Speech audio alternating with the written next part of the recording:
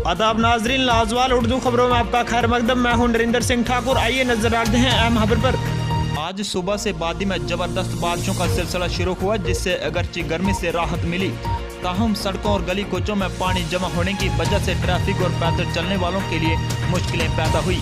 ताहम इंतजामिया ने श्रीनगर के कई इलाकों में जमा पानी की निकासी के लिए पंप काम पर लगा दिए हैं। जैसे कि महकमा मौसमियात ने पहले ही वादी में अगले चंद दिनों तक बारिशें होने की पेशगोई की थी।